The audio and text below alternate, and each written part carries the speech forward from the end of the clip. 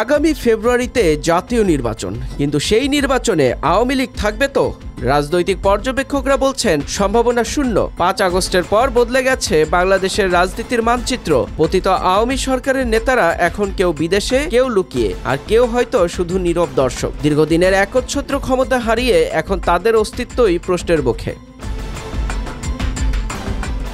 তবু আলোচনার ঝড় থামছে না ভারতের দিকেও। দক্ষিণ ব্লকের করিডোরে এখন নতুন গুঞ্জন, বাংলাদেশে আগামী নির্বাচন আর আওয়ামী লীগকে ছাড়া কি সেটা সম্ভব? সম্প্রতি নয়াদিল্লিতে ভারতের পররাষ্ট্র মন্ত্রণালয়ের সাপ্তাহিক সংবাদ সম্মেলনেও উঠেছে এ প্রশ্ন। ইয়েশি সেলি নামে এক সাংবাদিক সরাসরি প্রশ্ন করেন মুখপাত্র রণধীর জয়সওয়ালকে, যার একটি ছিল, ভারত কি বাংলাদেশকে সুষ্ঠু, অবাধ ও নিরপেক্ষ নির্বাচন আয়োজনের আহ্বান জানাবে? অপরটি ছিল, আওয়ামী লীগকে অংশগ্রহণের সুযোগ দেওয়ার প্রস্তাবও কি দেবে ভারত?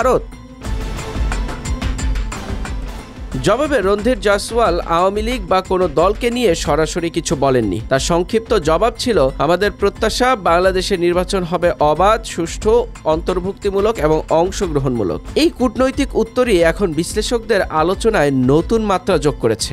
ভারত কি এখনো আওয়ামী লীগকে মূল মিত্র ধরে রাখছে, নাকি তারা নতুন রাজনৈতিক বাস্তবতায় ভরসার অন্য পথ খুঁজছে? এই প্রশ্নই এখন বাংলাদেশের রাজনীতির আলোচনার কেন্দ্রবিন্দু। তবে একটা বিষয় নিশ্চিত, 5 আগস্টের পরের বাংলাদেশ আর আগের মতো নেই। শক্তির ভারসাম্য বদলেছে, আর সেই ভারসাম্য কোন দিকে যাবে তা নির্ভর করছে সামনে আসা সেই নির্বাচনের দিকেই।